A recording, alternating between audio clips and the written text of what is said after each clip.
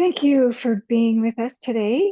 As Carly mentioned, I'm just going to give you a little bit of information about an event, a retreat that Necessary Trouble Collective is hosting in the Greater Vancouver area.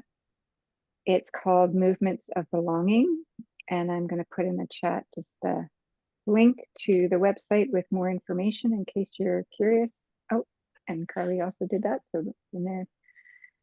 And this is going to be facilitated by Kazu Haga, myself, Leonie Smith, and two other amazing trainers, Jeff Carolyn and Nina Hyo-young Kim.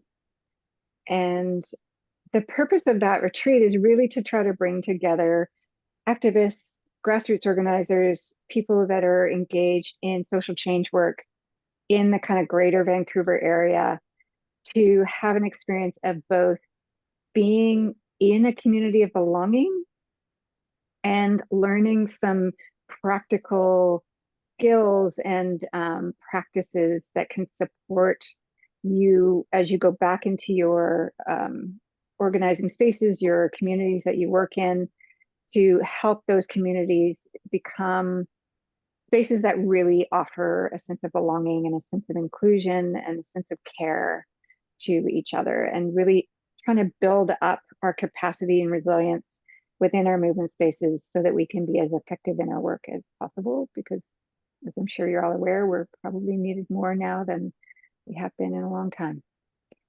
So I encourage everyone who's here from the Lower Mainland, Greater Vancouver area to consider applying. There's an application link on the site that I just gave you the link to.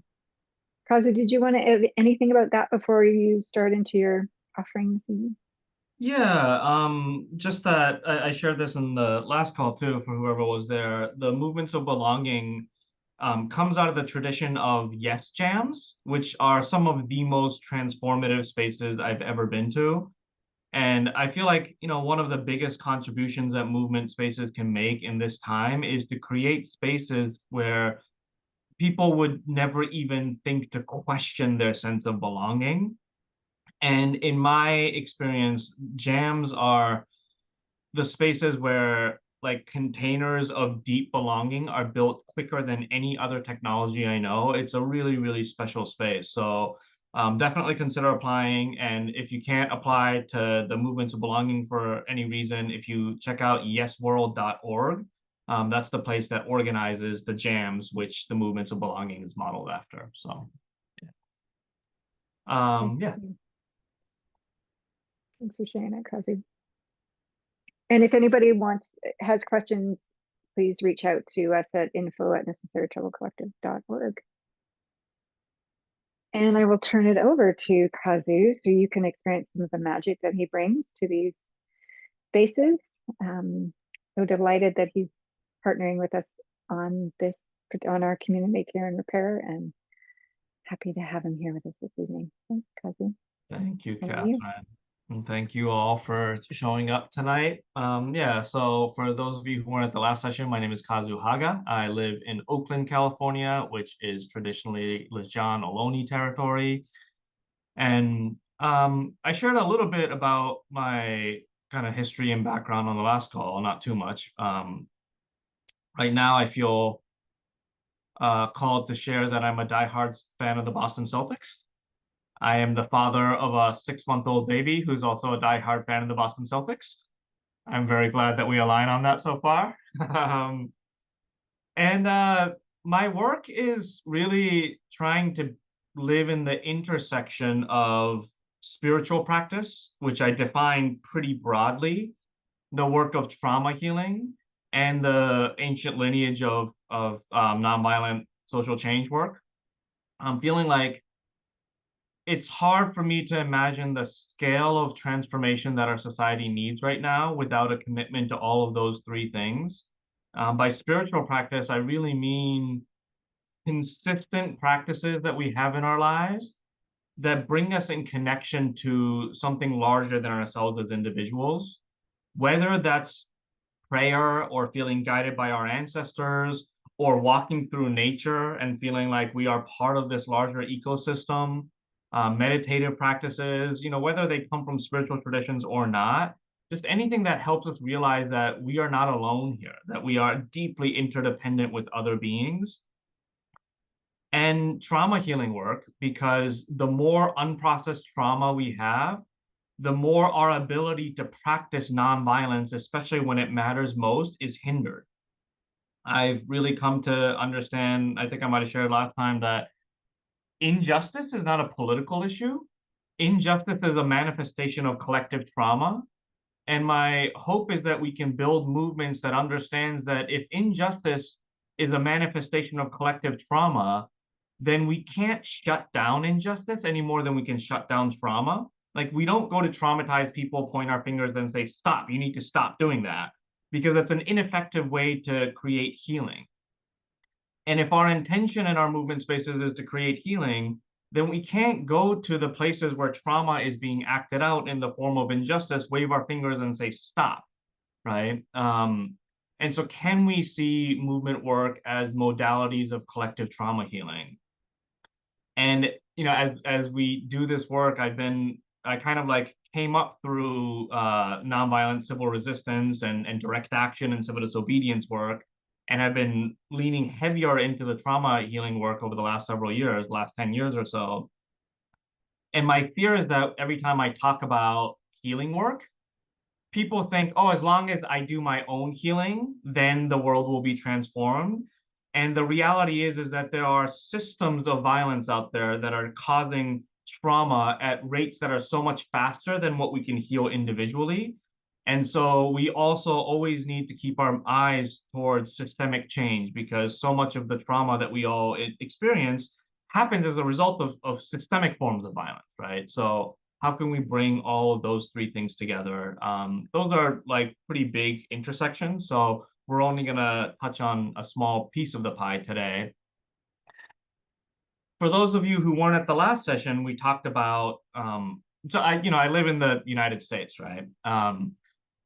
It's a little chaotic here right now, and will be chaotic between now and late January, when things are going to get even more chaotic, based on the results of the last election that we just had. And it's really, really easy to enter a state of panic. And already I see people doing that, right? And it makes sense because of the urgency of this moment, not just the electoral politics in the United States, but politics everywhere, but not just politics, but pandemics and climate crisis and late stage capitalism and all of these issues. And one of the quotes that I shared last session that I love, is, it comes from the US Navy SEALs, which, I have mixed feelings about, but they say that slow is smooth and smooth is fast. Like, there's such urgency in this moment, and we need to respond quickly. But if we respond to urgency from a sense of urgency, then we're only adding more urgency to the world. And urgency is not an energy that can ground us, that can provide the skillfulness that we need to move through these times in a way that is conducive to healing. And so we talked about, in the short term, we need to be practicing emotional regulation tools, deep breathing, singing songs, bringing ourselves back to the present moment, somatic practices, hugging ourselves, eating food when we notice when we're in panic. And in the medium term, we need to really look at how we're spending our day-to-day lives and how we're creating spaciousness in our bodies to be able to absorb some of the urgent energy of the world and not throw ourselves into panic. And that's a little bit of what we're going to be focused on today. And then, of course, in the long term, each of us committing to the long-term, lifelong, generational commitments around trauma healing, and growth, and doing our shadow work, right? Today, we're going to talk about how we care for ourselves in the context of everything that's happening in our world. And so what I want to invite you all to do is to take 3 minutes to do some individual journaling, whether on a piece of paper. I do encourage, if you have access to a piece of paper and a writing utensil, to use that. There's something about moving your hands to write that feels like a closer connection to the heart than typing on a keyboard. But if you don't have access to that, a keyboard is fine, or even on your phone. And just spending 3 minutes to come up with a list of as many things, as many tools and practices as you have access to that you engage in when you feel like you are stressed out, when you feel like you're going through a difficult moment, when you feel like you're going into panic. These could be tools that you utilize on a regular basis.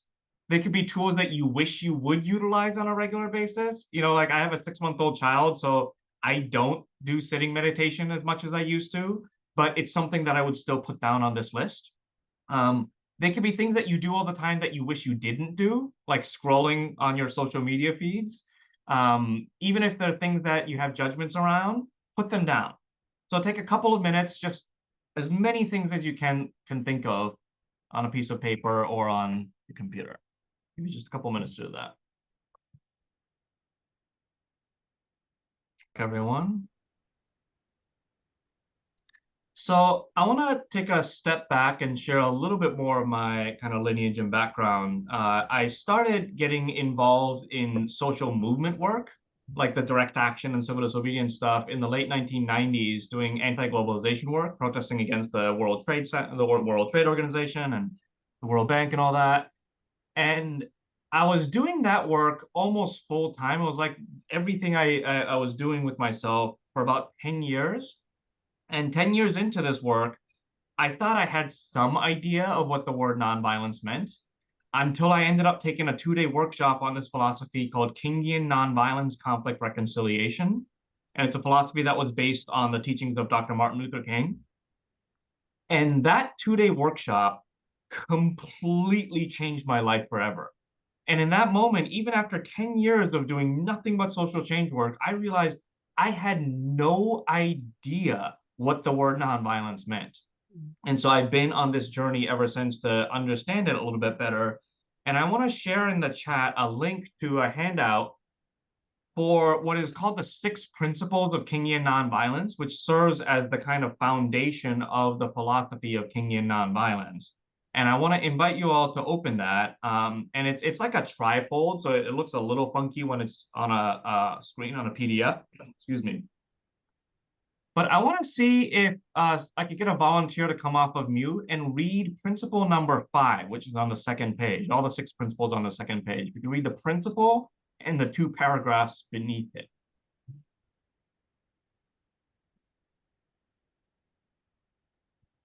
I'll volunteer. Yeah, Brendan, Just let thank me you. know which one again. Principle 5. Okay. Avoid internal violence of the spirit as well as external physical violence. Creating change from a place of hatred and resentment will never lead us to sustained peace. Even as anger emerges as a response to injustice, we must work to remove the hatred from the anger and stay connected to agape love, agape love. As the old adage goes, hating someone is like drinking poison and expecting the other person to die. Thank you. Do you want me to carry on? Yeah, if you could. In struggling for human dignity, the oppressed people of the world must not allow themselves to become bitter or indulge in hate campaigns. To retaliate with hate and bitterness would do nothing but intensify the hate in the world. Along the way of life, someone must have sense enough and morality enough to cut off the chain of hate. This can be done only by projecting the ethics of love to the center of our lives. And that last bit was a direct quote from Dr. King. He also once said that I've chosen to stick with love because hate is too heavy of a burden to bear, which sounds similar to the hating someone is like drinking poison and expecting the other person to die. And this isn't about telling people not to be angry, right? Because anger can actually be a healthy motivation to move you into social change work. But the work of removing the hatred that oftentimes comes with the anger changes our relational dynamics with that anger.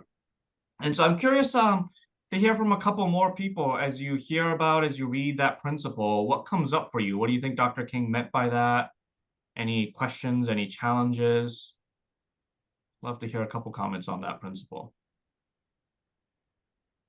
Sure, I if I may share like my first thoughts, it's Reed speaking. And immediately what is rising up for me is like grappling with this like deeply held conviction on my heart about the right of like people whose lives are threatened by empire to engage in what is largely like or called in the mainstream violent resistance. Yeah, that is what the first thought that comes up, and I experience it as a challenge for now, or seeming to be in some kind of conflict or contradiction. Yeah, absolutely. It's a much larger discussion, but I've always felt that the path to a non-violent world might be some violent resistance along the way. Some of the movements that I've most been inspired by in my entire life are the Black Panther Party, the Zapatistas, the Cuban Revolution, the Spanish Civil War, like all of these movements, right? And one of the things that I think about is violence can be very effective in keeping you and your community alive. And there's great value in that. And one thing that violence can never do is to heal and strengthen relationships. And I might have shared this in the last session too. I have a friend who is an incarcerated nonviolence trainer in Soledad prison. I'll actually be seeing him on Wednesday. And he once told me that resolving a conflict is about fixing issues, and reconciling a conflict is about repairing relationships. And that in order to create a just world for all people, we need both. We need to fix the issues. We need to figure out how to change the laws and how to, change systems. But we also need to mend relationships. And nonviolence is about doing both. Like violence can be very effective in fixing issues. Like if you have enough power, you can overpower someone to create systemic change or pass legislation or change the head of state or change a form of government. But what's needed on the other side of that to heal the relationships, right? So I've always been very clear, not always, I've become very clear that being an advocate for nonviolence is never about placing judgment on communities who feel like using violence is their only way to survive. Like I think there has to be space and value in that, and to acknowledge that long term, our work is also in healing relationships. And sometimes, like you can't heal a relationship with someone if they're trying to kill you, right? Thank you, Kazu. Yeah. And just the last thing that you said, I want to shout out the name of Valerie Kaur as like a teacher that I've just started learning some of this kind of principle from as well. Totally, thank you. Any other thoughts on this principle, principle 5? Yeah, if I may, one that comes up and is very timely is something I've been grappling with of kind of separating Trump supporters from the machine and seeing some of them, obviously not all, as fellow victims of his fascist rhetoric. Yeah. And rather than feeling hatred and anger towards them, realize that they are a victim as well, and trying to see their humanity. Thank you. I was at a meditation retreat years ago, and one of the teachers, she's no longer a nun, Kyra Jewel, she said to me, we have to learn to have compassion for people's ignorance. And that's like really deep work, right? And when she said ignorance, when she used that word, it wasn't with this like judgment. Like ignorance is a very loaded word, especially in this culture where you're either woke or you're ignorant, we're all ignorant of so many things, right? And can we have compassion for those of us who are living in delusions and those of us who have been, led astray, right? So yeah, it's hard work. And to remember that if we're not able to do that, and if we're actually having that kind of judgment or even hatred or resentment towards people, it actually hurts us, right? Like I always say, like when you're hating on someone, like it does nothing to the person that you're hating on, but it will destroy your day. It hurts you more than it hurts the person that you're hating. And so part of this principle is about acknowledging that holding on to things like resentment is actually an act of violence that we do to ourselves, right? And so part of the work of nonviolence is about purifying our own heart of the violence that we carry so that we can move forward in life. And that's a lot of the work that we need to do in terms of creating the spaciousness in our bodies so that we can feel, we can have space to like take in other people's ignorance and have that not overflow ourselves and we explode. And so I want to share a couple of things. Um, I used to facilitate, I still do facilitate a lot of work with incarcerated people, and I used to do a lot of work with incarcerated young people and people in county jails, which is a very different dynamic to working in the prison system when I work mostly with older lifers who have spent 20, 30, 40 years incarcerated, because a lot of them have spent a lot of that time doing like self-growth work. And so when I was in the county jails and working with young people, I would oftentimes be talking about this principle of, so when you're experiencing internal violence of the spirit, when your heart is filled with anger and resentment and hatred, what do you do to take care of yourself? And these are some of the responses that I would naturally get, right? Oh, I talk to my family, I do therapy, I cook, whatever, right? And then every once in a while, people would say, oh, I get drunk, right? Or I go get high. And when I would get those responses, I would kind of pause and something, I'd be like, that's not exactly what I was hoping you would say. And at the same time, like, that's real for them, right?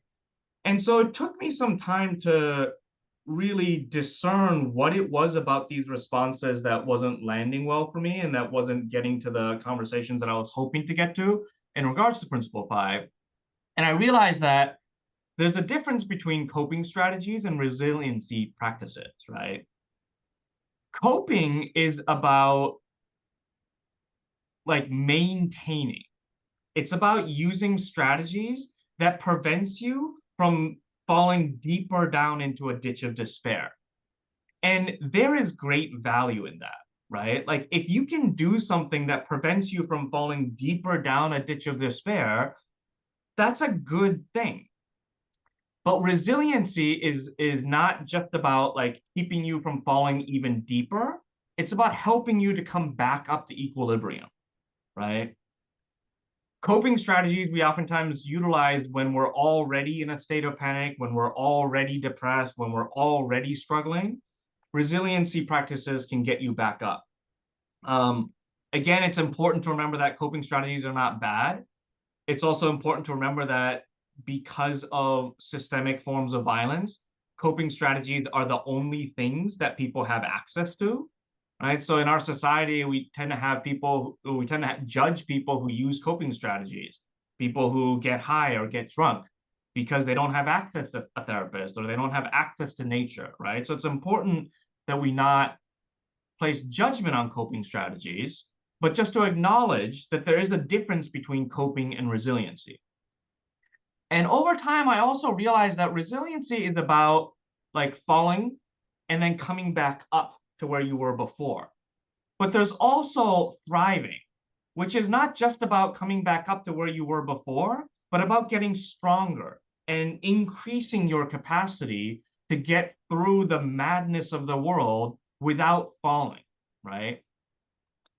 And so what I want to invite people to do is we're in a second, we're going to break up into some small groups and do a little kind of spectrum activity. I'll explain how it's done, where each person is going to think about some of the strategies that they have and place them on a piece of paper, or not a piece of paper, we're virtual, I forgot. I'll explain how it happens. But when we put all of these activities and tools and practices that we have, we realize like every single one of them is on a spectrum, right?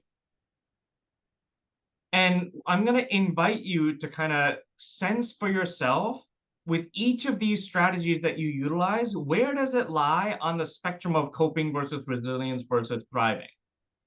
It's important to find the things that work for you, because a tool that is a coping strategy for one person might be a resiliency practice for another, and vice versa, right? For a lot of people, jogging is like a resiliency or thriving practice.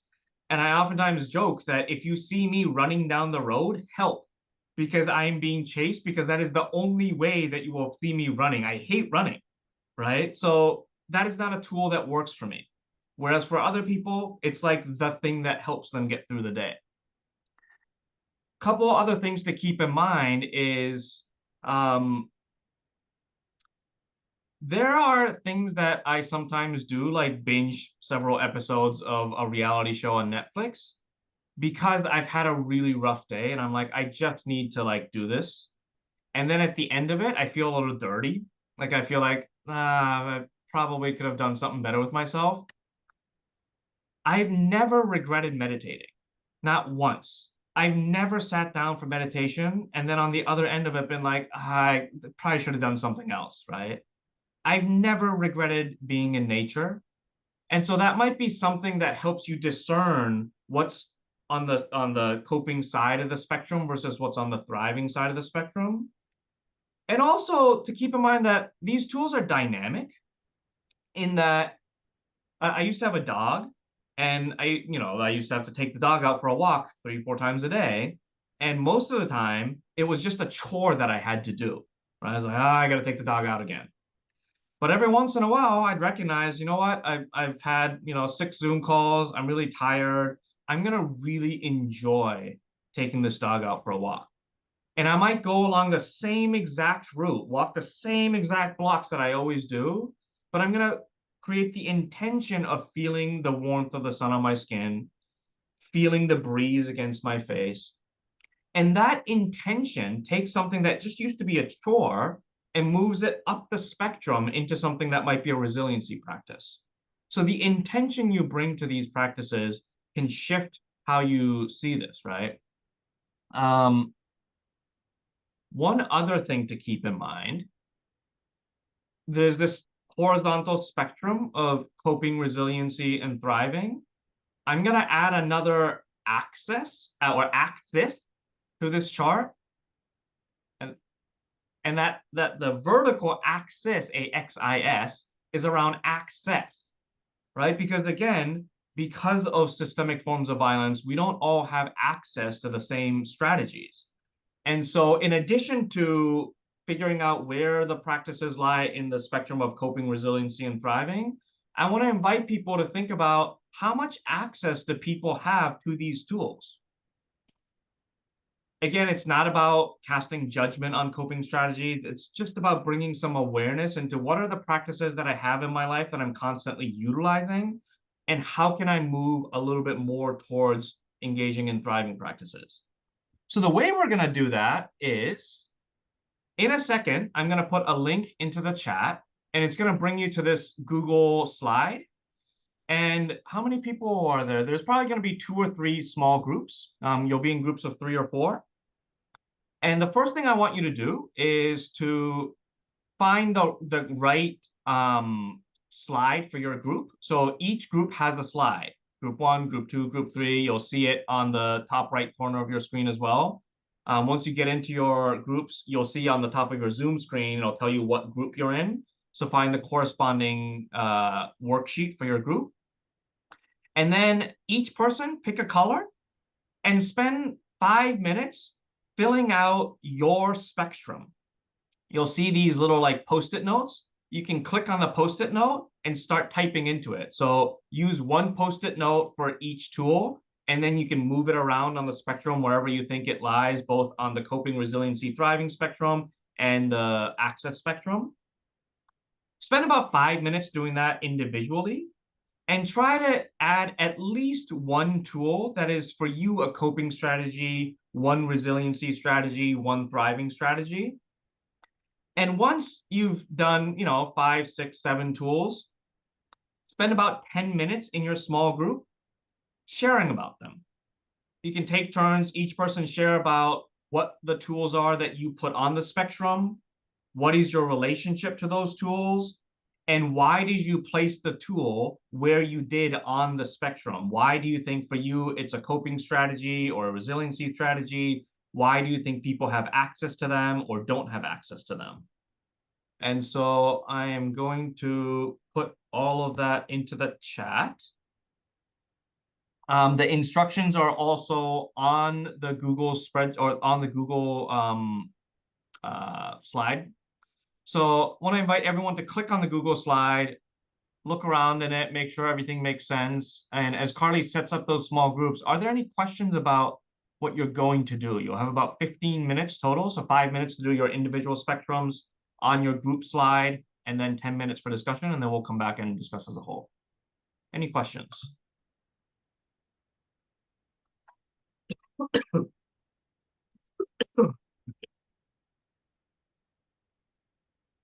Great. So if not, Carly, whenever you're ready. All right, welcome back. So we have a little bit of time to open up to a wider discussion.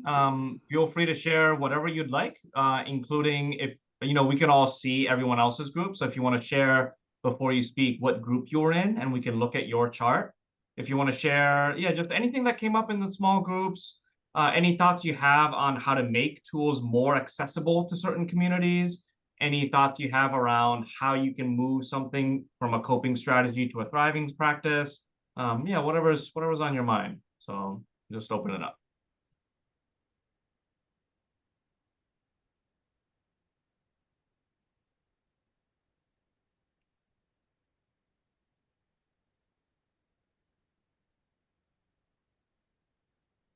Yeah, Renee?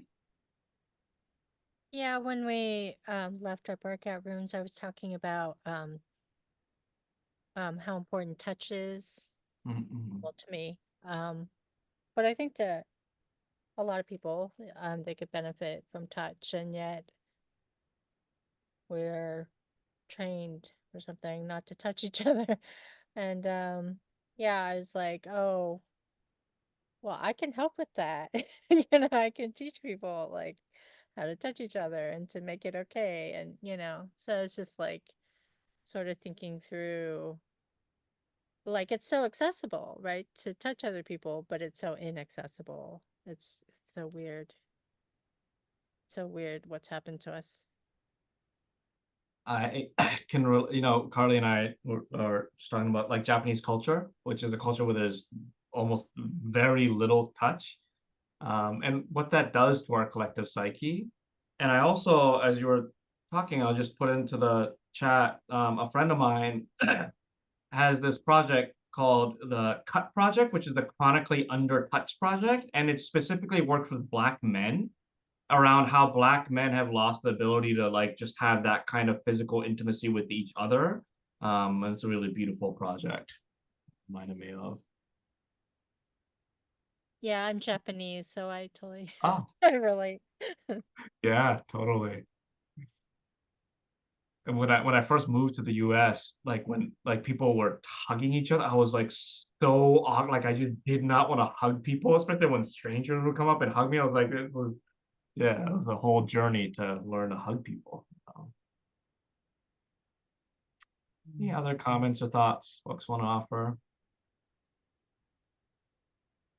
Yeah, I mean, that was a little bit similar to a discussion we had in our group about some of the things, many of the things we had for thriving, things like yoga and spending time in nature and connecting with the more than human universe is, it can be physically accessible, but there's a certain amount of education. There's a learning curve to it that it's not emotionally accessible to a lot of people for that to be calming.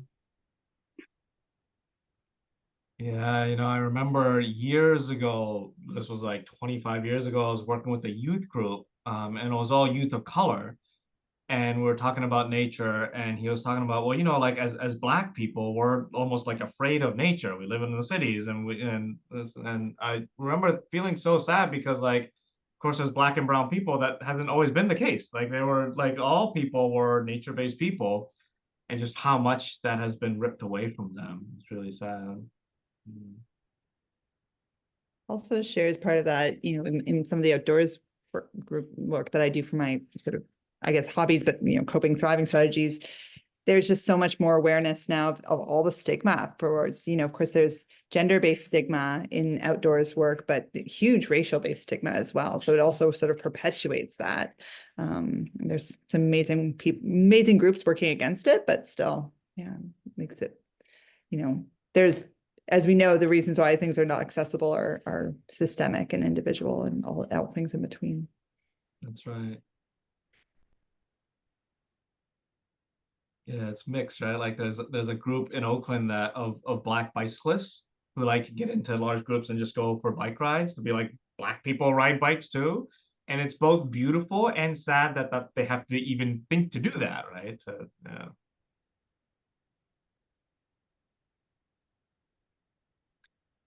I'm curious, two specific questions is, if anything came up around, anything more came up around access for you, like if there's a tool that you wish you had access to, or thoughts around like, how do we make this more accessible? If there's community organizations in your area that you want to shout out that make something that's traditionally not accessible to marginalized people more accessible. Yeah, why don't I throw out one question at a time? So any thoughts around that? You can also just share whatever else you're thinking about too. Well, I think that things like therapy, there may be some real sort of stigma around that in certain groups of people, that so they never do seek it out because it would be admitting something was wrong. Definitely. Yeah. Yeah, Carly. Yeah, well, I know when we were chatting about like eating and food and how like if you're spending time eating healthily, obviously it like does a lot for mental health. But one thing I know about like living alone and in a society where so many of us live alone, that it becomes just like this chore you have to do every day, and it's like you eat alone and you cook alone, and it never, you know, it can never feel like it does when you cook and make food in community. So just, you know, something so simple and basic as eating, that yes, I can do it alone, but I quickly lose the motivation to do it because, you know, it's just always alone, where, you know, historically people wouldn't have eaten alone so much. You know, we eat in community, we cook in community. Yeah. So just that access to community-based things like eating. Yeah, thank you. You know, as in a couple minutes, I'll transition back to Carly so they can talk a little bit about the gift economy. But one of the greatest privileges in my life is I live in a community called Canticle Farms that's made up of 11 homes and 45 people living across, like, very diverse across every identity marker you can possibly imagine. And I've noticed that because we also live in a gift economy and, you know, have pretty radical politics, and noticing how much more is possible when you live in community. Like the more we rely on community, the less we need to rely on systems out there. And I think that's largely what the gift system is about, is how do we rely more and more on our community as opposed to relying more and more on these systems out there for the tools that we need to thrive. So yeah, shout out to community.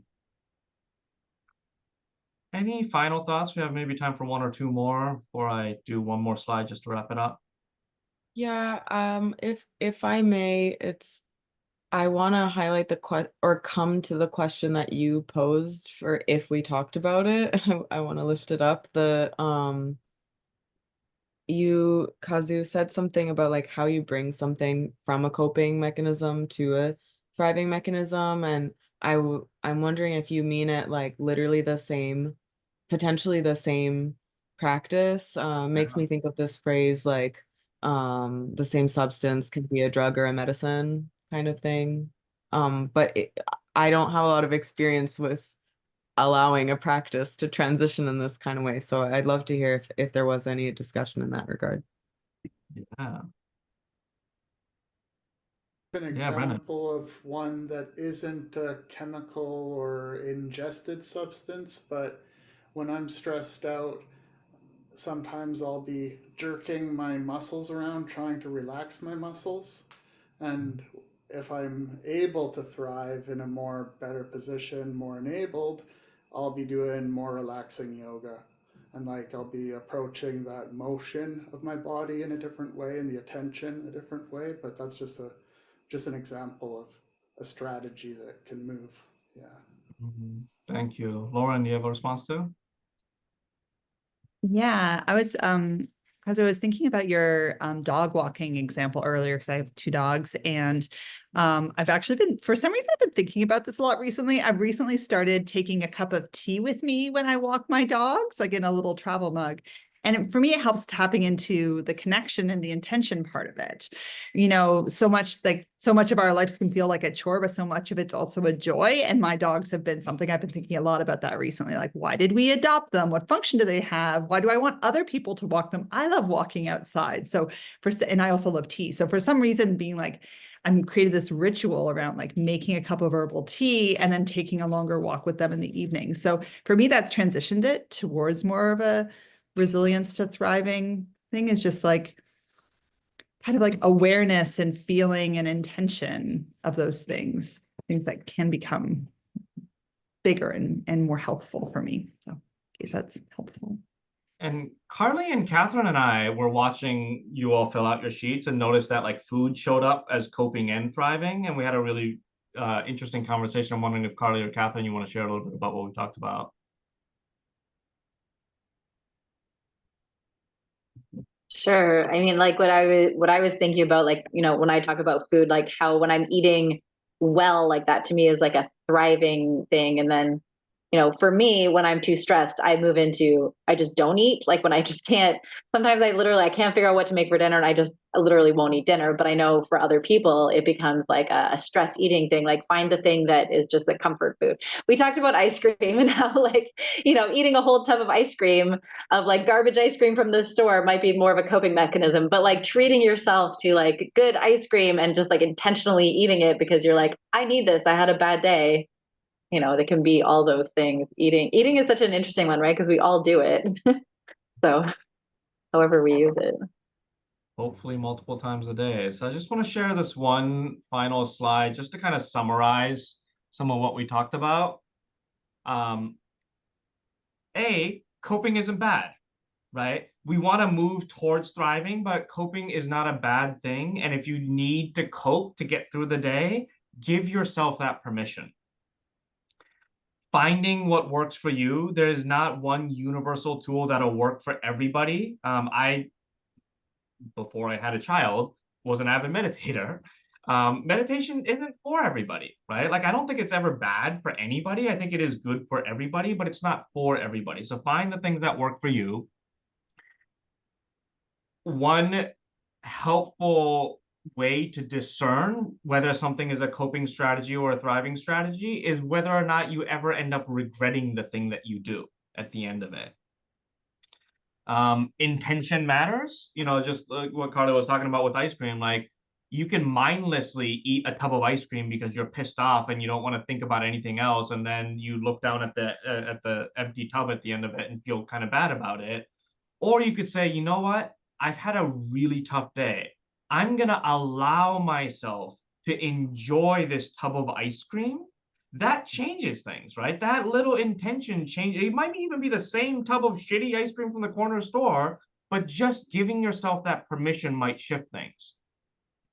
And finally, equity matters, right? Like, we don't all have the ability to see a therapist, or if you live in an urban center, you might not have access to nature. And so, just a shout out to the broader healing justice movement of acknowledging that we all need healing, we all deserve healing, and we don't all have access to it. So some of the things that we need to fight for is for all of our communities to have access to the modalities that allow us to thrive, right? That is some of the most central things that we need to be fighting for in our movements. And I'll make sure to send these PDFs to Catherine or Carly and Carly so that they can send it out to you all. But yeah, we live in crazy times, right?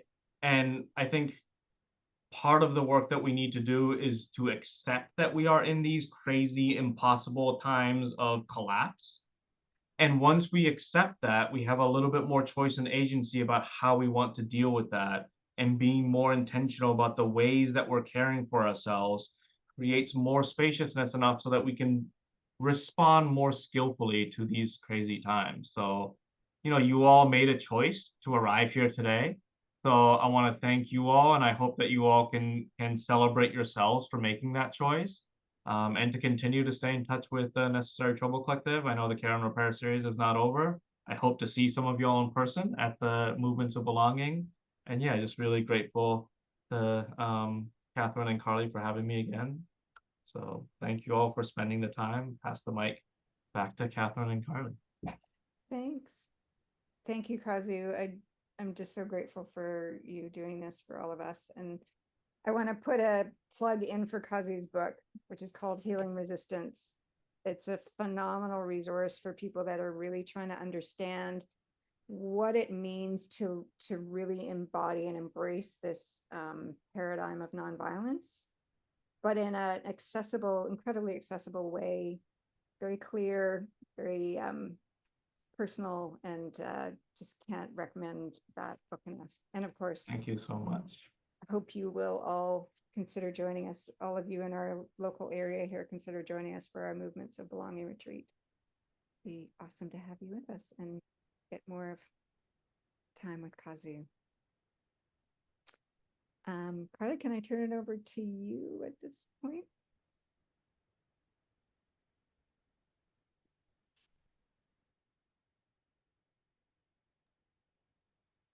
Okay. So any of you who have attended any of our other sessions are aware that we are running these based on the gift economy.